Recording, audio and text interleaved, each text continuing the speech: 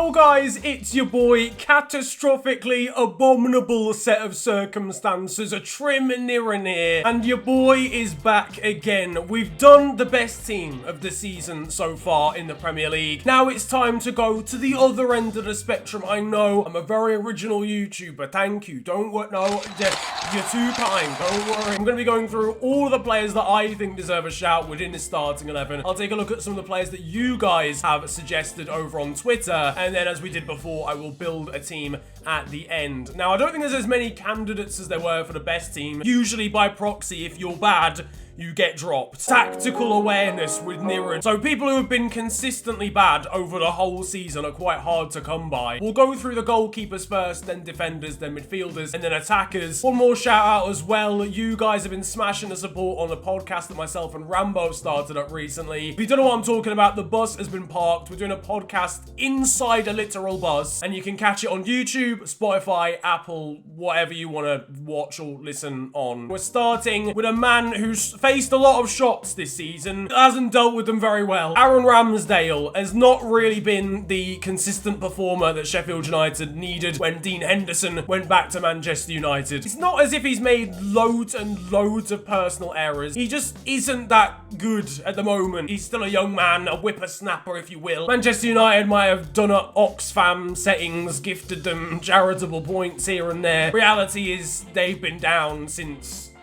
game week 3. But actually, someone who I think has been worse than him, to be honest with you, is Jordan Pickford. He must have Gareth Southgate's nudes. It's the only explanation. Gareth, why did you even add him on Snapchat? I don't understand. Why do you even have it, fam? You're a grown man. Jordan Pickford's ability to make mistakes so consistently yet still get into the England squad is quite baffling to me. Ultimately, his arms are the size of a jam donut from Tesco specifically. And it doesn't help him shot-stopping wise. I think Everton fans would probably agree. I know there was a lot of talk at the start of the season that Everton were going to challenge for Europe and stuff. If they are genuinely going to do that, they're going to need a better goalkeeper than Jordan Pickford. There is a third option. It's someone that I haven't seen a huge amount of this season, and it's Matty Ryan, who apparently has a worse shots stopped ratio than any other goalkeeper in the division. And obviously there's Kepa Arrizabalaga as well. We know about him, but he couldn't claim the ball with 2 hands if it was sat on the floor. So on to the defenders. I'm going to do this in one sort of collective here. And first of all, we've got someone who wasn't expecting to have to put in this at the start of the season, Matt Doherty of Tottenham. I think it's fair to say he was very much a system right wing back at Wolves,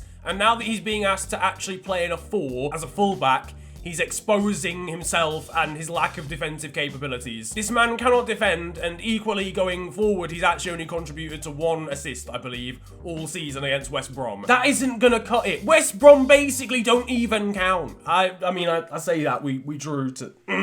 And Sam Allen, next question. Another one, and a lot of Tottenham fans recommended this to me on Twitter as well. And there was a period where, at the end of last season, he was really good. I think after lockdown last campaign, he actually improved a lot, but this season we've gone straight back down to normal Eric Dyer. I mean, I think he's way more competent as a defensive midfielder, but that's just me. Again, I'm sure Tottenham fans are way more qualified to talk about him than I am. But regardless of my qualifications or whatever certificates I may have, this man has not been great this season, and alongside Doherty, I'm not entirely sure if Tottenham just need a better centre-back or whether they just need to defend in a different way or style or whatever. We cross over to the other half of North London for Hector Bellerin now of Arsenal. It takes a lot of doing to make Cedric Suarez look like a really, really good fullback when you've been dropped. That is what Hector Bellerin has done. I think ultimately this guy's lost a decent chunk of pace from the knee injury, I feel. Unfortunately, that was a decent amount of his game. He's always been a good attacking fullback, I feel, and he's been relatively competent defensively. But his ability to burn past people and recover defensively using his pace has been a big part of his game, and I do think he's lost a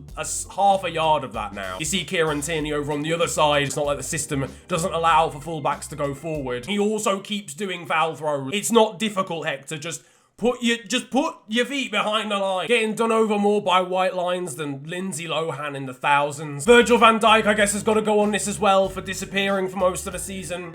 Because, you get it, because...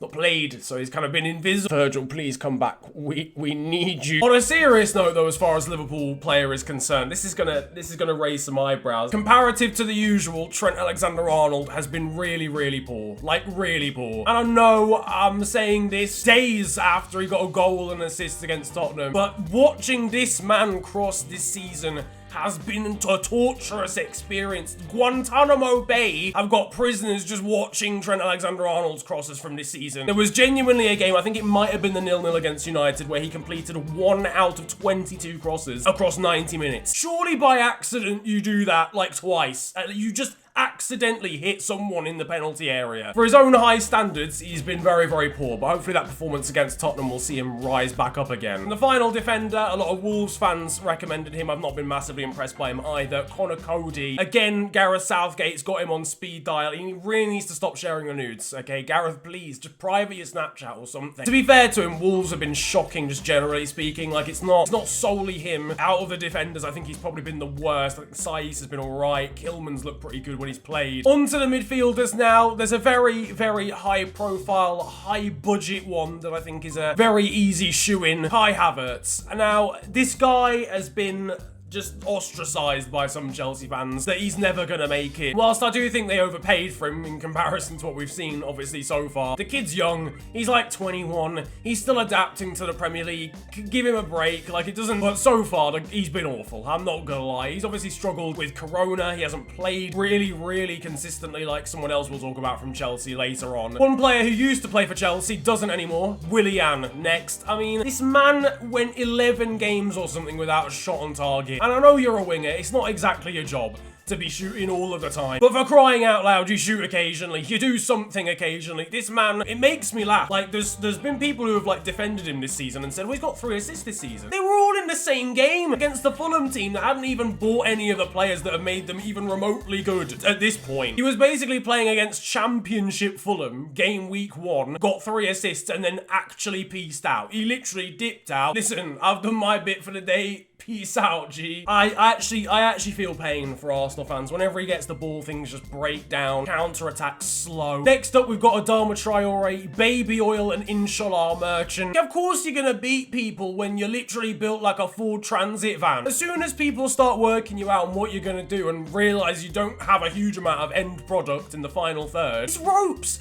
I know there's the argument that Wolves have been poor and he does rely on his link-up with Raul Jimenez, but Jimenez has only been injured for, I think, half the games we've had so far this season. The first, like, 7 or 8 games, Jimenez was still there, I'm pretty sure. And he still contributed nothing. He's not scored in the league for a year. He's had some good games here and there, but for a player of his quality supposedly last season, he should be dragging Wolves higher up the table than they are. And quite frankly, Pedro Neto's doing that on the other side. We got some shouts for the slowest midfield in the league over at Newcastle. I think John Joe Shelby and Jeff Hendrick kind of come as like a package here. Mostly Jeff Hendrick, I think, from what Newcastle fans tell me. I mean, I'm not gonna lie. I don't watch Newcastle every week. I don't want to watch Newcastle every week. I honestly think Steve Bruce could do a better job, though, at centre midfield than Jeff Hendrick could at this moment in time. You could stick a traffic cone in their centre midfield, roll it 3 times, and it would reach a top speed higher than John Joe Shelby and Jeff Hendrick. West Brom's entire team could go in this video, really and truly, but it takes a lot of effort to stand out for being awful in a team like that. Romain Sawyers, big ups to yourself. He's finally been dropped after 17 games in central midfield, just clearly not being Premier League quality. The own goal he scored probably sums up his season so far. Honourable mentions on this one as well. John Lundstrom, Sheffield United, who to be fair hasn't played a huge amount of games in comparison to last season, hasn't looked as good, has annoyed all Sheffield United fans by rejecting a new contract. Ivan Cavallero, horrendous penalty miss for Fulham, did score an important goal in fairness against Tottenham, which was a redeeming factor. Jose Perez of Leicester strikes me as a little bit selfish. Also, just has not been good this season, to be honest with you. And now we move on to the attackers, and there are a lot of contenders for this one. Wow, lads.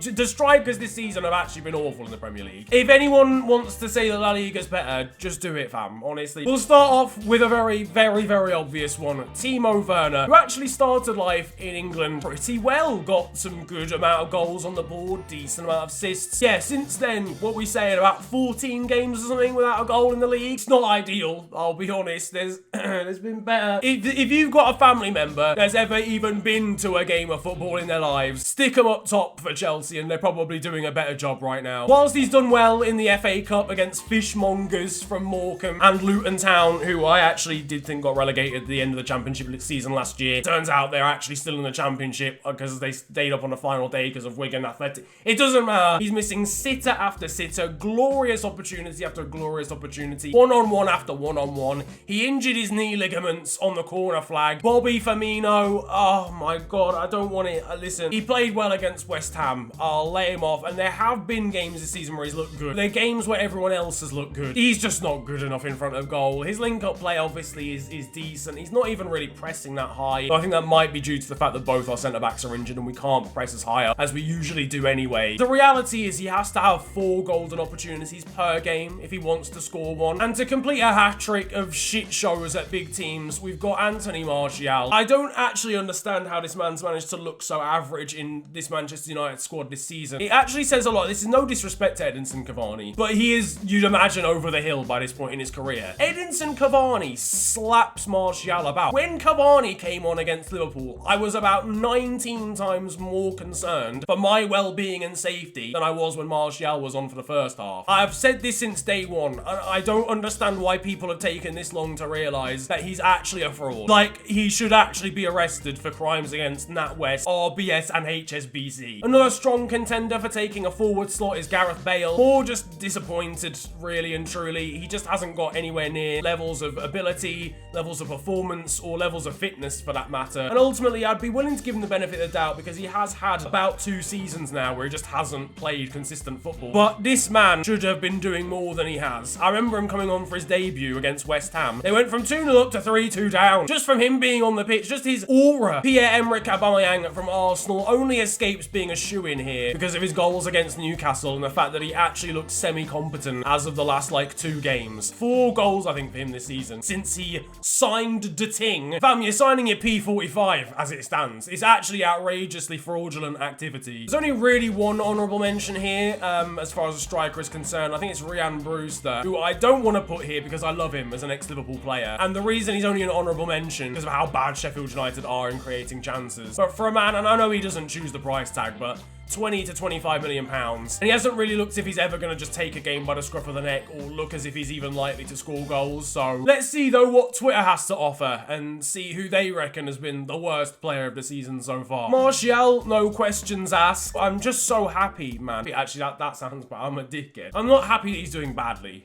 Actually, I am, because he plays for Manchester United. Fuck that. Obviously, that does not excuse the abuse that he's been receiving from certain Manchester United fans, which is disgusting, and I may talk about that in a separate video. Willian, the last time Arsenal scored with him on the pitch was versus Everton in December. That's a crazy stat, actually. They've scored a lot of goals since then. They've scored 15 goals. Wow, that's actually a madness. Gareth Bale, he's just fast with a man bun. Even his hair doesn't want to be a part of the situation anymore. Just shave it off, lad. Joe Linton, that's the tweet. Listen, we don't expect anything out of Joe Linton, though. This is the thing. We expect him to be tragic. So him being tragic is it's just a normal. Plus he's playing, I'm sure he's playing on the wing half the time, which for a man of his build, it's just not a vibe. Niren's knee injury in it. See, you know, man. Listen, I'd have been on this list if it wasn't for the dodgy knee. The Box V5 still had a much better campaign than Timo Werner and Anthony Martial. Don't even watch that. Now, though, it's time to put together a team. I think this is going to be a very attacker-heavy team. In goal, it's a slightly difficult one. No, it's not a difficult one at all. Jordan Pickford, lad. Listen, I know biologically he's at a disadvantage because his arms haven't grown since he was 4 years old. The clangers are poor. There was even one recently in the game against Leicester. We're running 3 defenders for this formation, and one of them isn't even a centre-back. So Matt Doherty, he's going to be even worse playing as a centre-back because he'll be solely relied to do defensive duties that he's completely incapable of doing. Yeah, I can understand why Wolves fans were so happy when they sold him and brought in Nelson Semedo. Jose Mourinho wanted a more solid right-back to replace Serge Aurier, and I'd say Serge Aurier is better defensively than Doherty is. Alongside him at centre-back, centre-back is one of his Tottenham partners. Eric Dyer is going in this team. There's a relatively good player in there. His lack of consistency over long periods of time just confuses me. Like, he'll have half a season where he's actually very, very good wherever he plays. Half a season where he's absolutely atrocious, and the cycle will just continue. The final of the defenders is Connor Cody. Couple of errors that have led to goals. He was good last year. I think he was one of the standout performers at a side that wasn't in the top 6. I know Wolves fans don't even want to play 5 at the back anymore. If they're going to play 4, just dash Max Kilman in there. He's actually such a good centre-back. Midfield now starts off with 2 wide men. We're going for Willian. It's completely self-explanatory. He just doesn't create anything. His goal contributions have completely capitulated. So he did look okay, actually, when he came on versus Manchester United. But other than that, I've genuinely not seen anything from him in the last 6 months, so we move on. And in the last 12 months, I haven't seen anything of Adama Traore. As I mentioned earlier on, he's been extremely disappointing this season. You can't just apply baby oil to a man and hope for the best. In the middle of both of those two, we move on to the central midfielders. First of all, we've got Kai Havertz. Again, I do believe in this guy. I've watched him enough in the Bundesliga. I know there's somewhat of a Bundesliga tax. It's not the highest quality league in comparison to the Premier League, but there are players there who have obviously come over here and still done well. Signed Roberto Firmino from Hoffenheim, and he immediately came in. Joel Matip played for years and years at Schalke and partnered Virgil van Dijk and looked good. Heung-min Son left Bayer Leverkusen and probably looked better upon joining the Premier League than he did over there in the Bundesliga as well. The problem is with him, his style of play just clashes with the Premier League, in my opinion. He's such a luxury player that he needs to build some kind of edge, some kind of tenacity, some kind of aggression, some kind of just physicality. But you can't, even Kevin De Bruyne works hard, do you know what I mean? You can't just spray balls about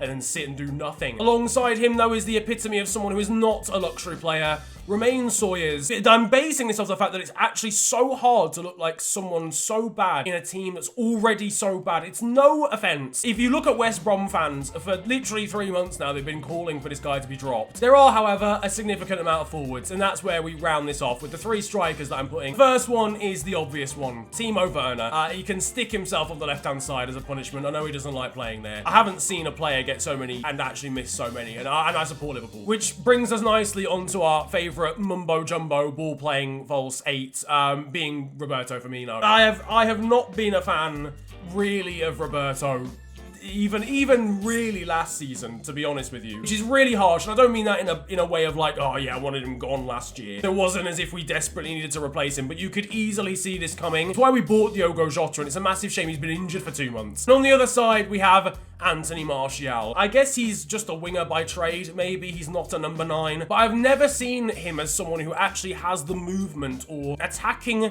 intelligence, I feel, to be a number 9. Like, I think he's an okay or slash capable winger, but when I watch him in the 6-yard box, he just doesn't look as if he's gonna get on the end of a ball that's flashed across goal, because he didn't see it coming. And that brings us on to the bench, which will start with the goalkeeper, Aaron Ramsdale from Sheffield United. Joining him on the bench is Hector Bellerin of Arsenal. We've also got Jeff Hendrick here from Newcastle. Pierre-Emerick Aubameyang, who is really, really fortunate. There's been 3 strikers at big clubs somehow worse than him. Ivan Cavallero, and I've got Jose Perez slash Ryan Brewster. We'll see whether any of these guys get better in the second half of the season, but that's my worst team of the campaign so far. Let me know what you think down in the comments section below. I'd love to know who you think has been the worst player or who's been the worst team of this Premier League campaign so far. And once again, if you've got any recommendations for videos like this that you want to see on the channel, drop them down there too. If you enjoyed this video though, slap a like on it. And of course, subscribe if you are new to the channel. You can also follow me on social media. It is at the official FNG on Twitter and on Insta. But it's been a pleasure ranting at you guys today. Have a wonderful day. Enjoy yourselves, and goodbye.